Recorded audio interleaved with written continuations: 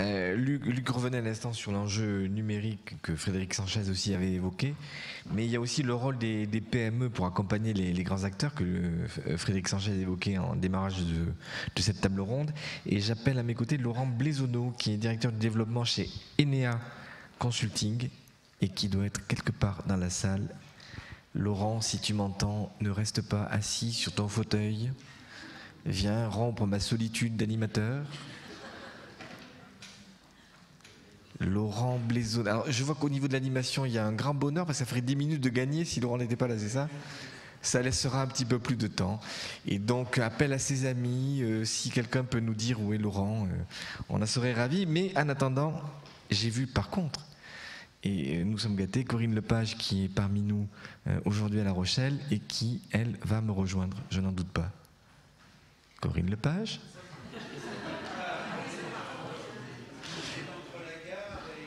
Alors elle est entre la gare et ici, donc je peux chanter, je peux faire une animation musicale. Je suis pianiste de jazz aussi, hein, mais bon.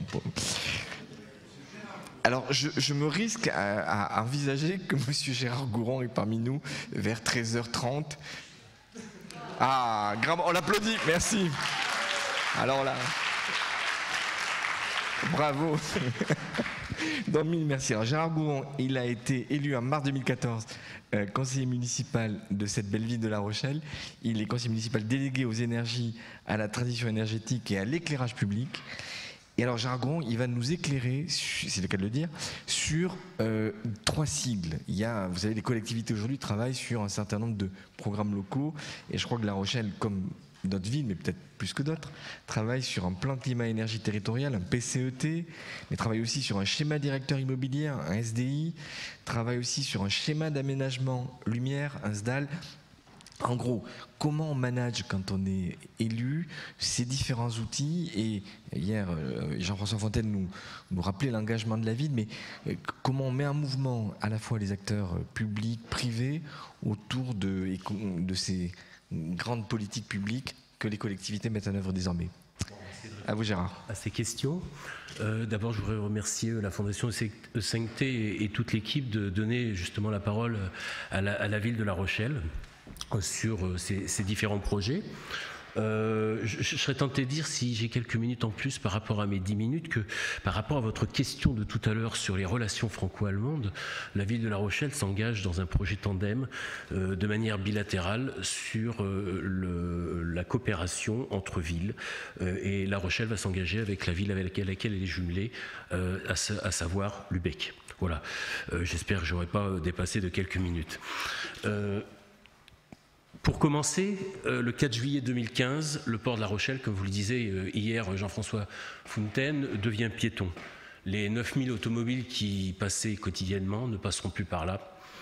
C'est à la fois l'aboutissement d'une politique qui est menée depuis 40 ans vers une mobilité plus douce, mais c'est surtout, en fait, le début d'une véritable politique changeant les habitudes de vie en termes de mobilité douce. La Rochelle est connue pour ses efforts en matière de transport innovant. Je suppose que le secteur piétonnier, on innove, les vélos jaunes, les yellow partage, le bateau électrosolaire, et plus récemment, on en parlait hier, notamment City Mobile 2, notamment l'expérimentation d'une navette électrique sans chauffeur. La Rochelle est beaucoup moins connue du grand public pour ses autres performances, notamment en matière de développement durable, comme par exemple les réseaux chaleur dont on parlait tout à l'heure, 2 réseaux chaleur qui concernent notamment le quart de la population rochelaise, ce qui n'est pas rien, comme les actions en faveur de la rénovation, on l'a vu tout à l'heure concernant les HLM, et comme ces actions en faveur notamment de la réduction de la consommation d'énergie dans les bâtiments comme dans l'éclairage public. Le fait que ces actions ne soient pas visibles en termes de public n'empêche pas La Rochelle d'être reconnue institutionnellement, puisque La Rochelle ces derniers temps a reçu de nombreux prix, comme le prix énergie citoyenne spécial COP 21 cette année. La labellisation Citergie fait partie de cette reconnaissance. Obtenue en décembre 2013, cette labellisation, plutôt qu'un aboutissement, devient aussi, comme le port piéton, la porte d'entrée dans la formalisation d'un projet vers l'autonomie énergétique. Citergy permet d'offrir un cadre pour mettre en œuvre ce que vous appeliez, monsieur, le plan climat-énergie territorial dont la ville s'est dotée dès 2012. À travers ces 6 domaines et 30 fiches actions, Citergy est un véritable tableau de bord des objectifs à réaliser. Mais c'est aussi un formidable moyen de faire travailler ensemble les services et les élus. Il me semble que la transition énergétique dans une ville, les innovations énergétiques passent par un travail qui est un travail commun. Il est très difficile de faire travailler notamment des services comme l'urbanisme, comme le bâtiment, comme l'énergie. Et Citergy, justement, est un outil favorable à cette transversalité sans laquelle, je pense, les investissements et les innovations ne pourront pas avoir lieu. À cet égard, Citergy permet donc aux services et aux élus concernés de se réunir 2 fois par an, de telle manière à discuter à la fois des actions qui ont été menées et des actions qui devront être menées, sous l'œil avisé et attentif notamment d'un conseiller ADEME qui pilote un petit peu cet outil Citergy. C'est donc un outil fondamental dans le suivi de l'avancement d'un programme pluriannuel d'action. C'est dans ce cadre-là qu'ont été mis en place 2 schémas directeurs phares. Ce que vous appeliez tout à l'heure le SDI et le SDAL. Ce n'est pas très vendeur en termes de communication. Je vais commencer par le SDAL. Le SDAL, schéma d'aménagement lumière, c'est déjà beaucoup plus joli, concerne donc l'éclairage public à La Rochelle, qui concerne environ 13 500 points lumineux, représente 38% de la facture d'électricité et qui donc représente un budget de 650 000 € pour la ville par an, ce qui n'est donc pas négligeable en termes de, on va dire, réduction économique, en termes d'économie. Un gros effort a déjà été fait par le service dans la gestion économe du parc de points lumineux et dans l'amélioration du confort visuel. En effet, depuis une dizaine d'années, la consommation liée à l'éclairage public a diminué, alors que le nombre de points lumineux, lui, a augmenté dans la ville, donc l'effort est déjà fait. Cependant, il nous a semblé utile et important de formaliser un petit peu les objectifs précis pour envisager notamment des plans pluriannuels, un plan pluriannuel d'investissement dans ce domaine. C'est donc l'objet du schéma directeur d'aménagement lumière qui a débuté au mois de mai par une concertation. En effet, la plupart des sujets qui sont, on va dire, évoqués à la ville de La Rochelle font l'objet de concertation. Le schéma directeur aménagement lumière n'a pas été une exception. Par contre, nous avons décidé une concertation, on va dire, plutôt originale. Entièrement pilotée par le service de la ville, une sortie nocturne a été proposée aux personnes qui étaient volontaires et que nous avons contactées via les conseils de secteur notamment ou via l'appel à public. Cette balade a duré 4 heures de nuit. Ça a été une grande réussite avec des intervenants, un public très intéressé sur la problématique globale et non pas sur des problèmes personnels. Elle a permis de montrer à ce que nous appelons, nous, les ambassadeurs de la lumière, l'ensemble des problèmes techniques et esthétiques de l'éclairage public d'une ville. Un questionnaire leur a été distribué, ils y ont répondu, et puis nous avons fait une restitution à huis clos à ces ambassadeurs, une synthèse à huis clos, de telle manière à les informer des réponses globales qui ont été faites.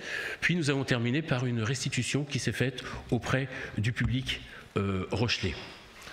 La mise en forme de ce schéma directeur d'aménagement lumière est en train d'être faite et je pense que la rédaction, j'espère en tout cas, sera terminée pour la fin de l'année de telle manière à prévoir ce plan pluriannuel d'investissement. Vous travaillez, je suppose, en lien aussi avec les services de l'État, notamment je pense les services de sécurité, les services de police pour... Oui, alors je vais venir sur les objectifs, justement parce que les objectifs, trois objectifs fondamentaux. La première, c'est la mise en lumière. Donc on va travailler sur cette mise en lumière, notamment pour répondre un petit peu à votre question, avec les services de l'État au niveau culturel. Vous n'êtes pas sans ignorer que la Rochelle a 3 tours. Ces 3 tours appartiennent à l'État, il faut les illuminer. Donc ça fait partie bien sûr des choses qui se font, avec une problématique: comment faire ressortir l'identité de la ville de La Rochelle, comment la mettre en beauté, et notamment comment décliner des identités différentes selon les quartiers. L'identité de la ville de La Rochelle en termes de lumière, c'est pas seulement la lumière, c'est aussi les supports, et c'est aussi donc le mobilier urbain, où l'identité sera déclinée, sera différente selon les quartiers. La deuxième chose, pour répondre à votre question, c'est le deuxième objectif, c'est le besoin de la population. Et là, la problématique de la sécurité, bien sûr, se pose, mais la problématique également de la lutte contre la pollution lumineuse se pose également. Et bien évidemment, vous pouvez savoir que ces deux objectifs peuvent entrer en contradiction vis-à-vis de la population, d'où l'intérêt de la concertation, d'où l'intérêt de demander à la population et de faire en sorte qu'une fois que ce schéma directeur d'aménagement lumière sera mis en place, nous puissions avoir l'aval, l'accord de l'ensemble de la population, sachant que sur ce domaine, il est difficile de faire l'unanimité. Donc bien évidemment, La Rochelle va être à proposer des trams noirs, ce qu'on appelle des trams noirs. La Rochelle a des parcs, a un grand parc, le parc Charruillet, et donc différents scénarios ont été proposés de telle manière à constituer un parc, une trame noire au sein de ce parc, entre autres, sachant que contrairement aux autres villes ou aux villages plutôt, il est très difficile d'éteindre la lumière totalement de 11h à 6h, ce que peuvent faire les petits villages, mais justement en termes de sécurité, dans une ville comme La Rochelle, je pense que c'est quasiment impossible. Un travail peut être fait sur la réduction lumineuse, mais l'extinction me semble difficilement envisageable, d'autant plus qu'elle n'est pas, alors en termes d'économie d'énergie, sur une ville comme La Rochelle par rapport à l'éclairage public, c'est pas forcément quelque chose qui est le plus conséquent. Le troisième objectif, justement, c'est cette recherche d'économie d'énergie. Je parlais de la trame noire qui, pour moi, n'est pas, enfin pour les services en tout cas, n'est pas quelque chose de fondamental en termes d'économie d'énergie. Par contre, l'utilisation de technologies plus efficaces, ça oui, à la fois dans la réduction de la consommation et dans l'accroissement du confort visuel. Je ne vous cache pas que les LED, nous n'avons que 5% de LED, et par la télégestion des points lumineux, et notamment également par la modulation de la lumière en fonction des besoins. Et là, la nuit, justement, ça peut être un aspect, à savoir que plutôt que d'éteindre, on va diminuer l'intensité lumineuse dans certains quartiers pour la rétablir peut-être dans d'autres, où la sécurité peut-être est plus importante à gérer, sachant que la corrélation entre insécurité et forte lumière n'est pas forcément avérée. Deuxième schéma phare important de la ville de La Rochelle pour la mandature, c'est le SDI, le schéma directeur immobilier. Contrairement au SDAL, au schéma directeur d'aménagement lumière, ce schéma directeur a été confié à un bureau d'études et n'a pas fait l'objet vraiment de concertation de la population. Comme beaucoup de villes, La Rochelle a un patrimoine important dont une partie est vétuste, très vétuste, trop vétuste. La ville n'est pas en mesure donc de rénover et d'entretenir entièrement ce patrimoine de 400 000 m².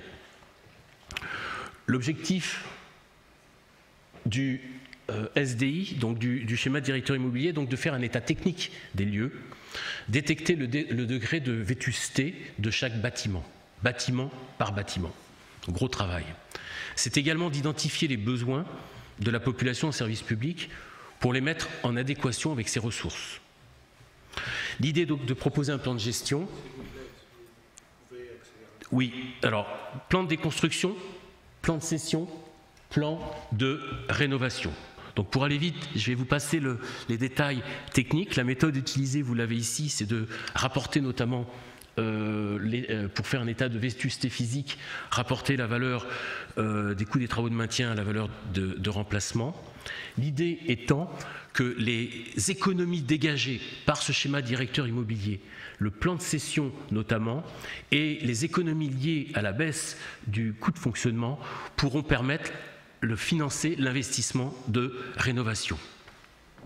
Le patrimoine communal ainsi conservé pourra résoudre ces problèmes de vétusté, mettre aux normes la mobilité, les normes pour la mobilité à personnes, mobilité réduite, et accroître l'efficacité énergétique.